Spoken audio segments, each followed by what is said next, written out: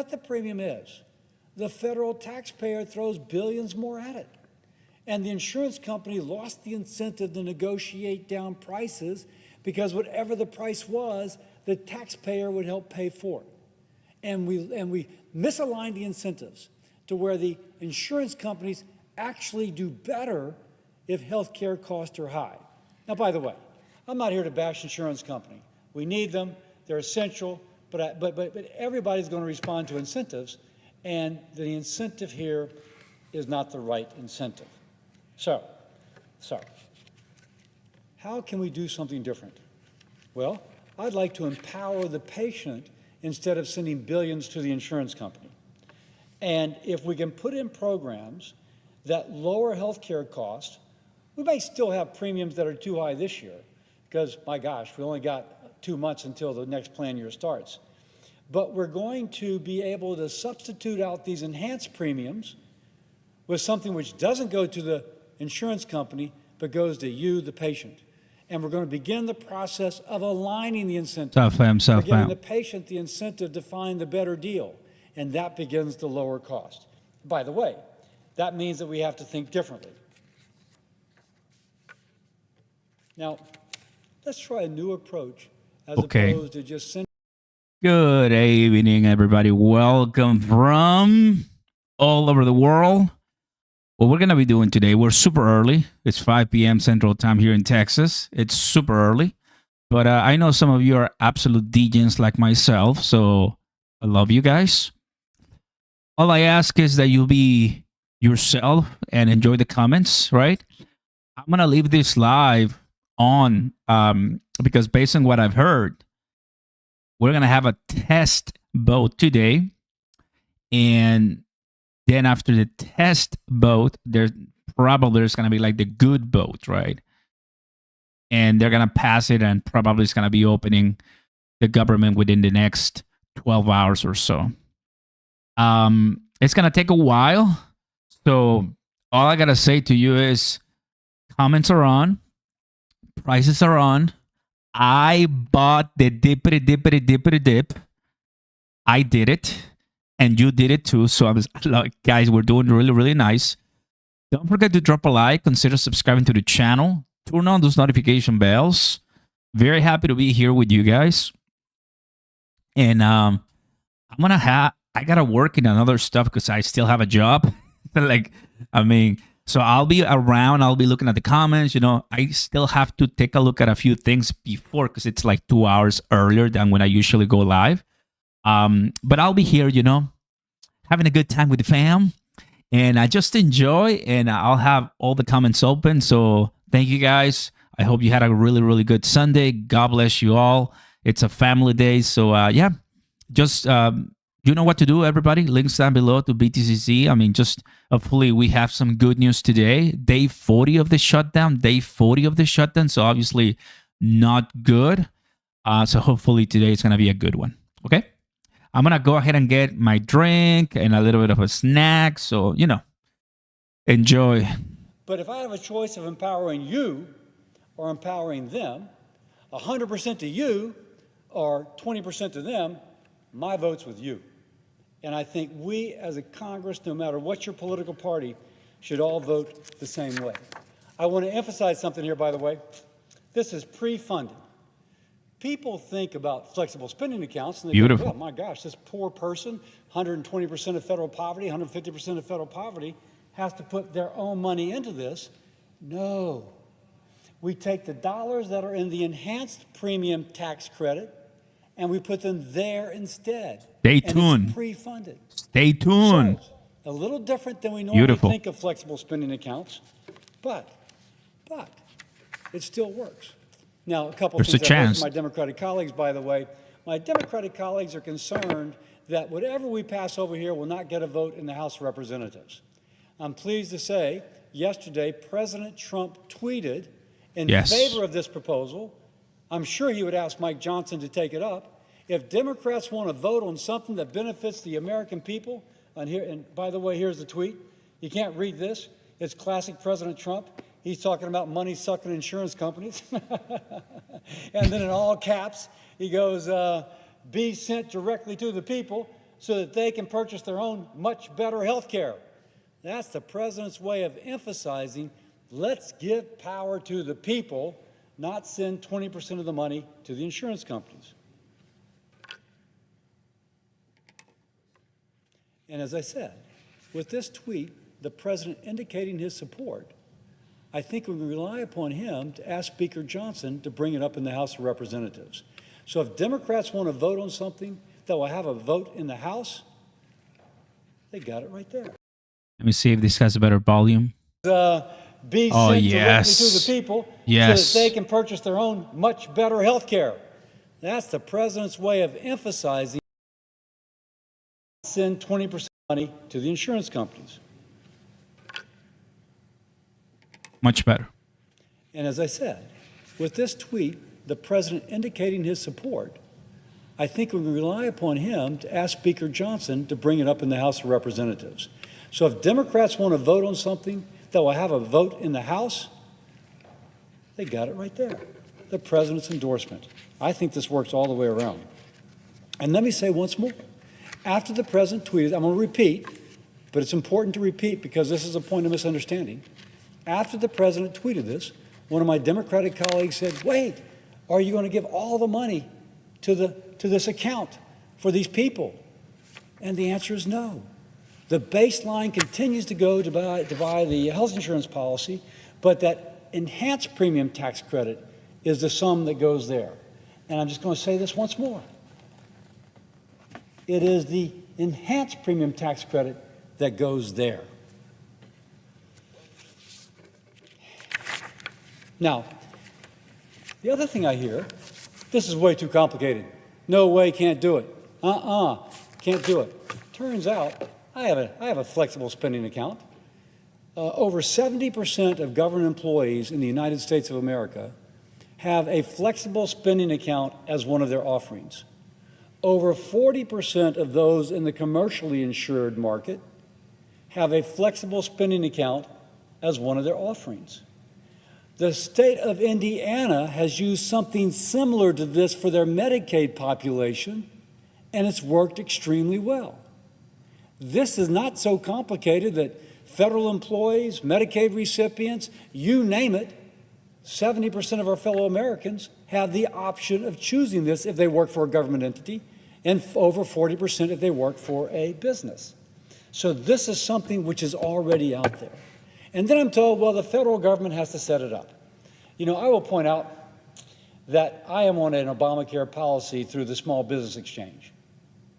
My FSA is already administered by the federal government through the Small Business Obamacare Exchange. All we're asking them to do is to open that window a little bit more and to take in the individual market Obamacare Exchange.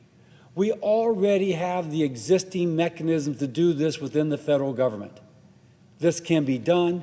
We should not consider it so complicated to accomplish. Now, inevitably, there's going to be some bureaucrat that says they need 6 months to open a window. And that's why I'm glad President Donald Trump is the president when this is coming up. Because if there's one guy that can cut through the bureaucratic, I'm a gastroenterologist and certain terms came to mind. And you're a farm state, maybe they do to you. But the one guy that can cut through the stuff that seems an obstacle to others, it's President Donald Trump. I always smile. Operation Warp Speed, they said it might take 18 months, maybe 10 years to get a vaccine to market, and President Trump's leadership led it to being in people's arms from before we started within 11 months. This man can make it happen. So I don't consider it too complicated for the patient to understand, and I don't consider it too complicated for the federal government to adapt to, which means we could even do it in 2026.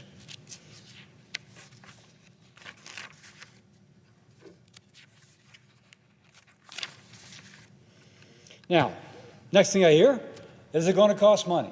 It's going to cost money. And again, my Democratic colleagues should like this because the first year, it'll cost about the same as the enhanced premium tax credits. Because right now, we're 2 months from the beginning of the year, and there's not a whole lot of time for reforms to be put in place to lower the cost of health care. So for our fellow Americans who are dependent upon this, we can fix it for them. But now, we also have the opportunity to pass other reforms that truly will lower the cost of health care. So come 2027, these reforms, those reforms begin to work down the cost of health care, and we as Americans will benefit not just in the Obamacare exchanges, but in the commercial market, in the Medicare space, in other spaces as well. We begin to lower health care costs for all. That's more value for the individual, more value for the employer, more value for the taxpayer. So the choice is before us.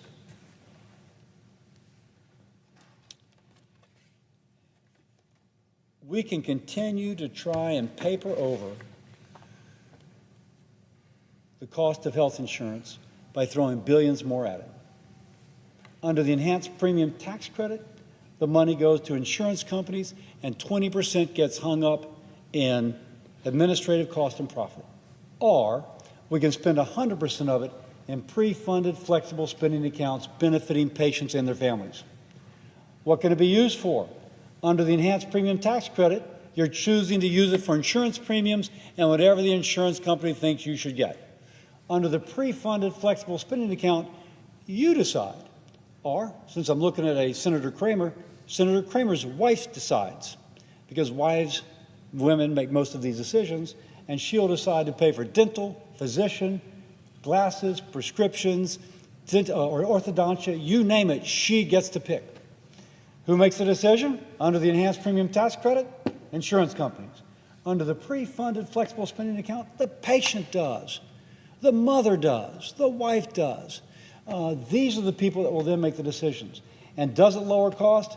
No. Under the enhanced premium tax credit, it drives premiums up. Under the pre-funded flexible spending account, we empower patients to shop, to find the best deal for their dollar. That drives competition, and that lowers cost. Mr. President, I cannot imagine why anybody would choose the status quo of enhanced premium tax credits versus giving the patient the power. We should give the patient the power. And I say this, and I want to be very clear here. I am not being partisan. I am being in good faith trying to say that everyone should put their party behind them, put their partisan politics behind them, and be focused only on how do we lower health care costs for the average American. No, for all Americans. How do we lower health care costs? That should be our focus. My staff asked if I'm wearing a purple tie because I'm bipartisan. I said, no, I'm wearing a purple tie because LSU lost badly last night, and I thought we should encourage them. So this is my LSU Tiger tie. That said, just so it works out that I am really emphasizing this is something that we can work on together. President Trump's for it, and I'd like my Democratic colleagues to consider it. Not just reject it because a Republican proposes, but to actually realize it's in good faith trying to find a solution for the high health care costs that are hurting American families. Let's take a risk. Let's take a risk. Let's be bold. Let's do something different than we've done before. No, the same thing we've done before, but we've done it in a different space. We've done it on the small business Obamacare exchange. We've done it through our employer. We've done it through the Indiana Medicaid program. Let's try it in the individual exchange. Let's just trust that patient to make wise decisions for ourselves as opposed to treating them like something the federal government has to tell them what to do. I'll return where I started. As a doctor who took care of the uninsured for 20 years, I always found that my patients, even if they weren't really educated, but you explained the options to them, they made wise decisions. They made sophisticated decisions. When you gave them control of their health care and you allowed them to make that wise decision. Let's trust the American people, Mr. President. Let's give power to the patient, not billions to the insurance companies. And with that, I yield.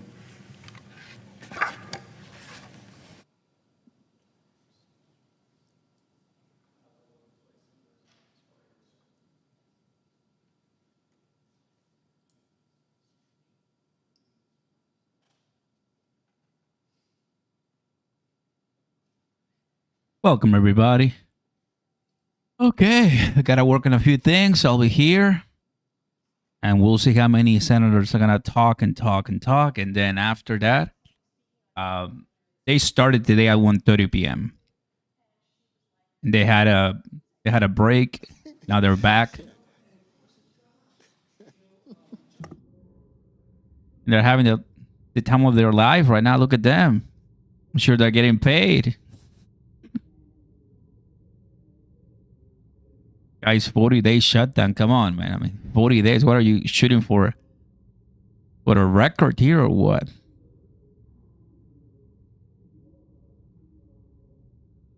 It's going to end soon. I mean, they just cannot just leave it there hanging for another week. It's just impossible. It's going to be terrible, for everybody. But do remember that in the terrible, in the blood on the streets, in the bad, in the worst, that's when you and I come in. Got 1,000 people right now watching. Remember, the average normie is panicking right now. Sad but true. My job is simple: to explain that to my audience, we are not normies, guys.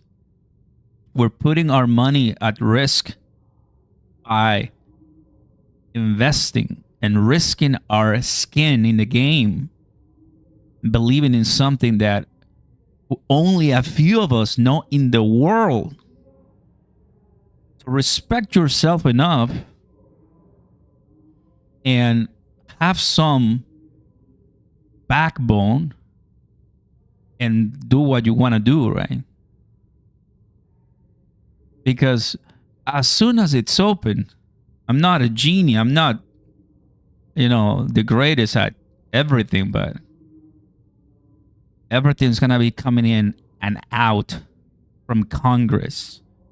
And it's just not going to stop. And I think we're going to see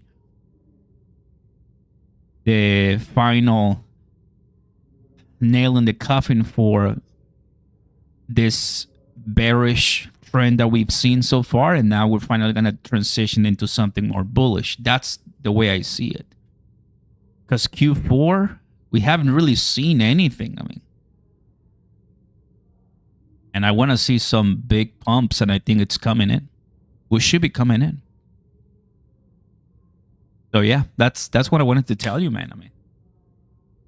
It's I believe it. I see it. I keep hearing everybody that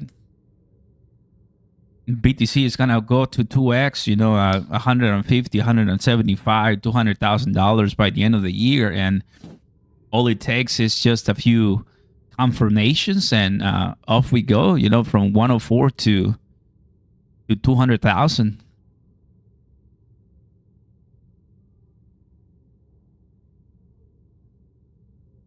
What's up, Nally? Good to see you and welcome, Nally. Rob, dude, imagine airports for Thanksgiving Day travel with the government. No, I don't even imagine that, bro. There's just no way that the government is so stupid to let it get to Thanksgiving. It's just not going to happen, bro. It's just not going to, it cannot happen, bro. It cannot happen.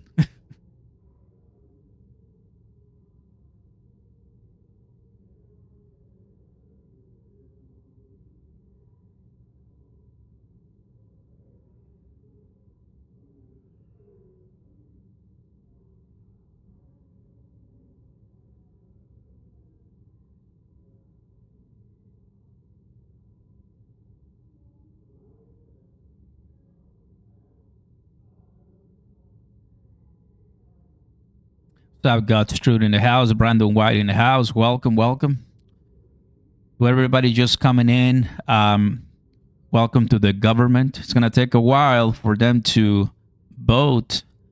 I'm thinking about a couple of hours. There's going to be a few people who are going to talk to. Maybe Schumer is going to come later. Schumer said, stay tuned. He just said that, right? I have a few tweets right here. So everybody's coming in. Look, enough Democrats to pass funding bill. ABC News reports that enough Democrats are expected to support a short-term funding bill to reopen the U.S. government. The measure would fund the government through January 31st and provide full-year funding for SNAP. So they're moving in. They're moving. I mean, you just gotta open it, man. You just gotta open it.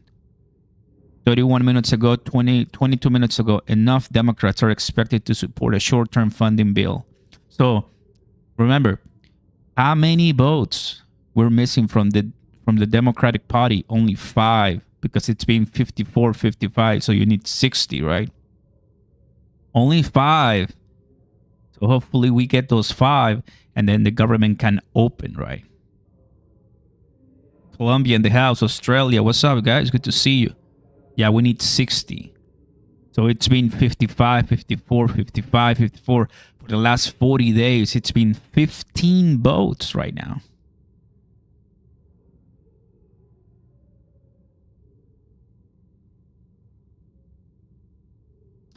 Working overtime. I know, right? I mean, I just love what I do. I really do. I really do. I mean, because you get to impact a lot of people, and what we're talking right now, it's our life. It's not something fictional. It's not a game, it's actual people's lives. I mean, this is, very, very important. The money is great. I mean, obviously we're going to be making a lot of money because we know we're going to be right. We know we're right. We're not wasting our money. We're not wasting our time here trying to fake it until we make it in crypto, right? No, we know that this technology, guys, it's going to be for reals.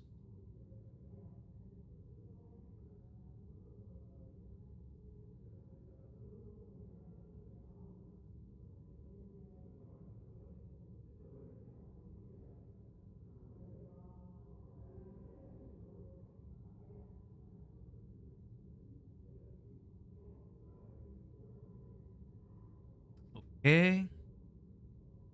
I'm gonna change the thumbnail. Let's see. Yeah, I'm gonna change it. Let's open this. Like this. Save us. Let's do downloads. Boom. Close. Edit. Let's come here.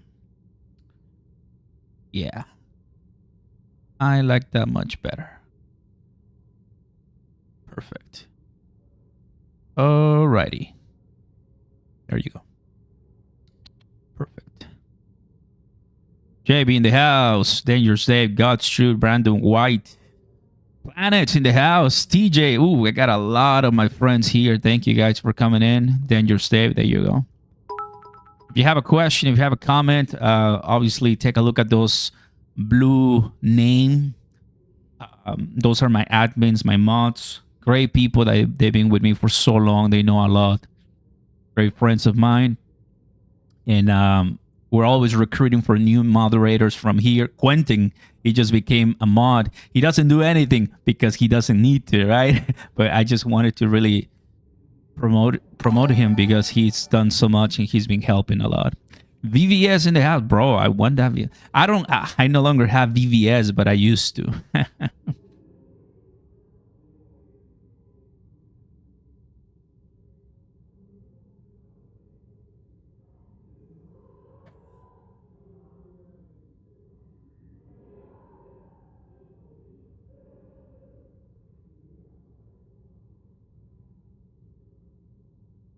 Guys, what do you think about this? President Trump says Americans will get at least $2,000 dividend payment. $2,000, man. Wow, that's crazy, huh? That is crazy, bro.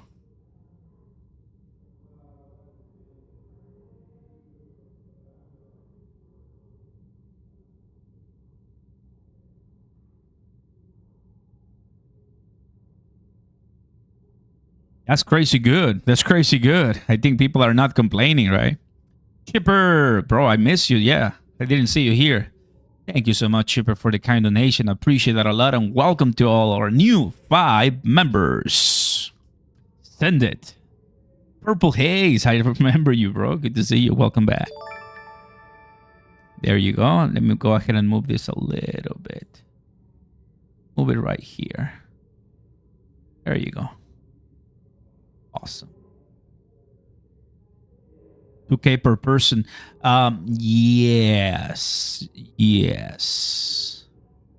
It's coming from the from the tariffs, so I think a lot of people will be pretty happy to hear that.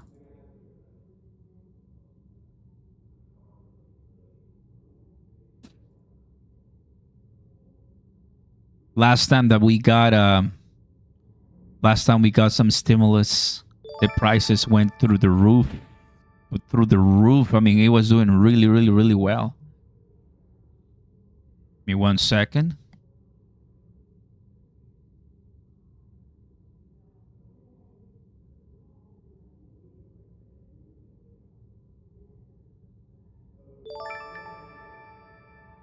Alrighty, that was Powell.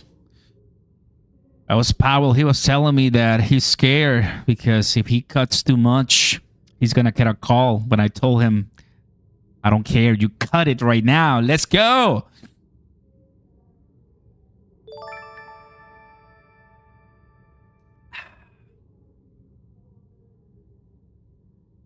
As always, let Brad speak.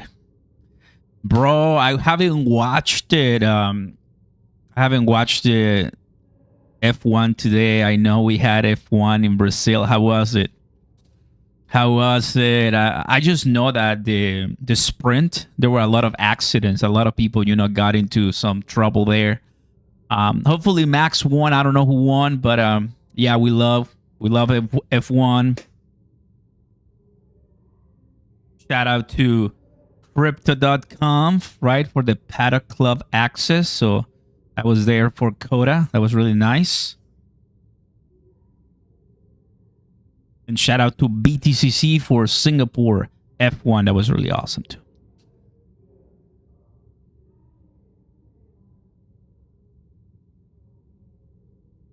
Ooh.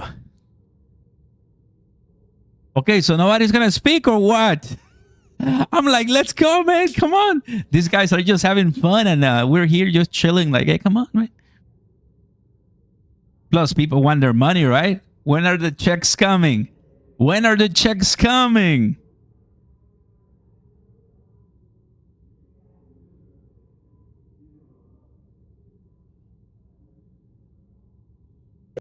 Mr. President, there are reports that the government will be reopened tonight or tomorrow morning. And all I can say is it's about time. It's been 40 days too long.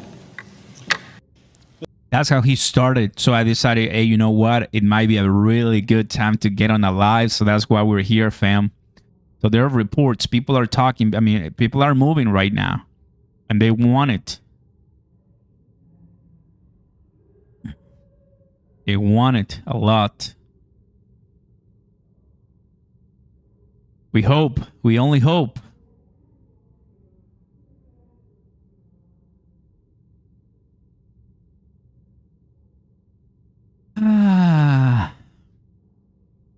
Breaking. U.S. stock market futures surge in an initial reaction to the 2000 tariff dividend and the news that the Congress is expected to open.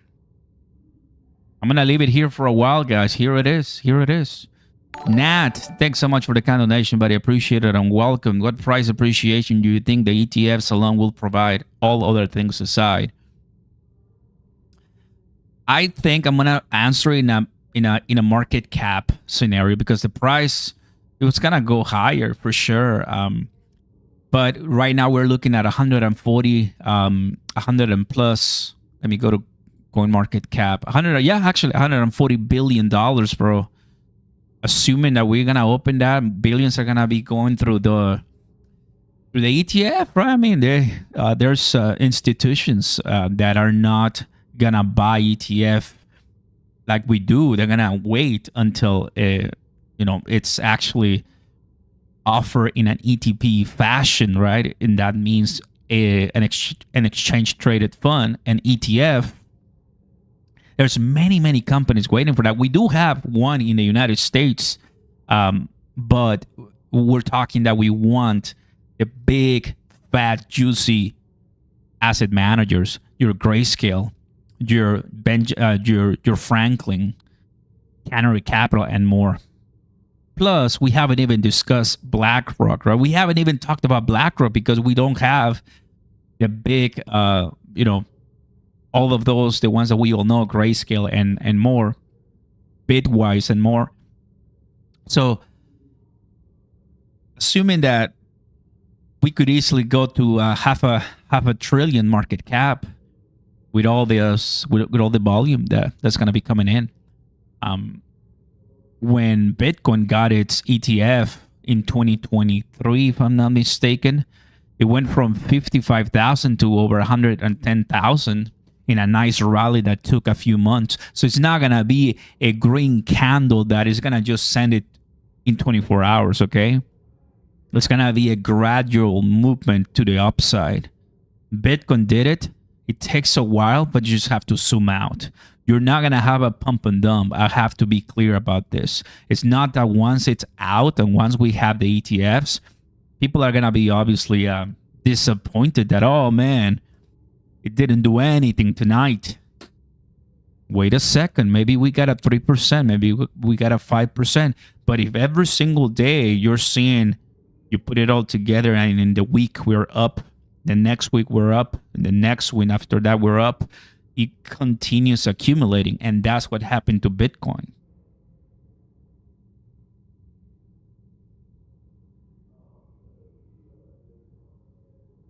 Don't forget to drop a like and let us know in the comments. We have all the comments going in right here. We can totally see what you're saying right there. It's going to be for all the thousands of people who are going to be watching this live later on. So we appreciate you being here. Finally, who's coming in? Mr. President. All right, let's listen. Thank you, Mr. President. Mr. President, I ask unanimous consent that the Senate recess John until 8 Toon. p.m. Without objection, Senate stands in Listen, recess listen. until 8 p.m. Wait, what? Oh, no. Oh, boy.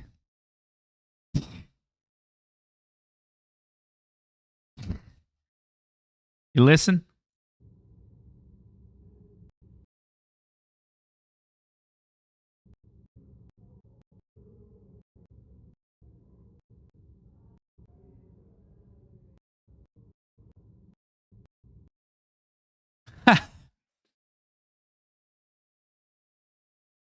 Seven. Yeah. Classic.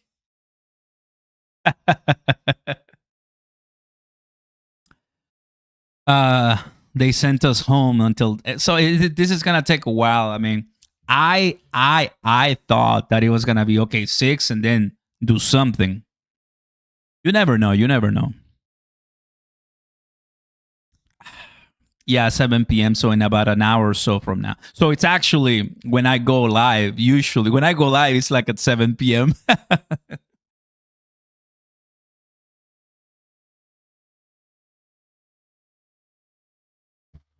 Which means that there's gonna be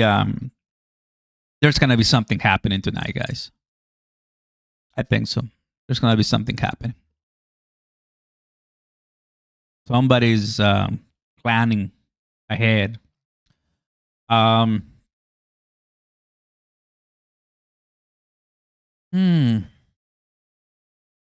today Trump went to this game.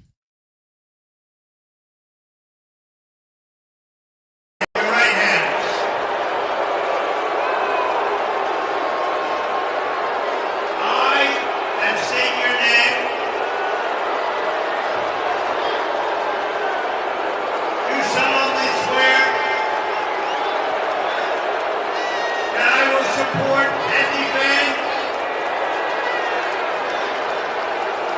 the Constitution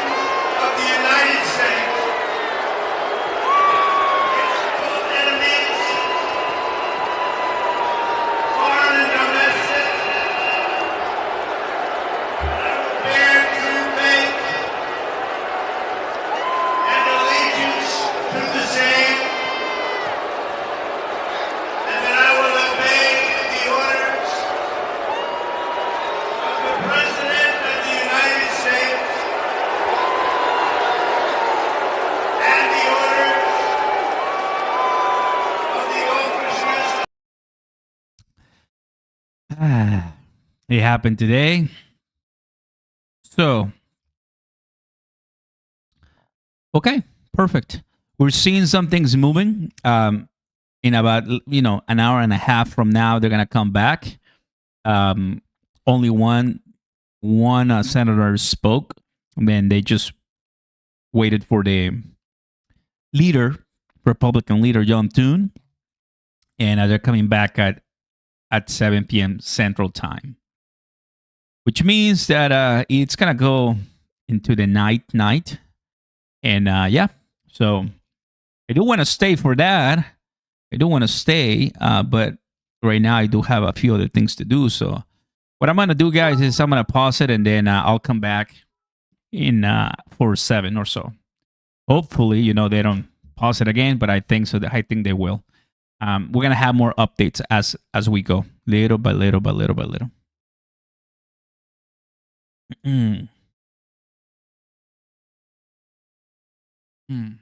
Should be fun. But I think overall, everybody. Ooh, what was that? What was that? That's David. That is David.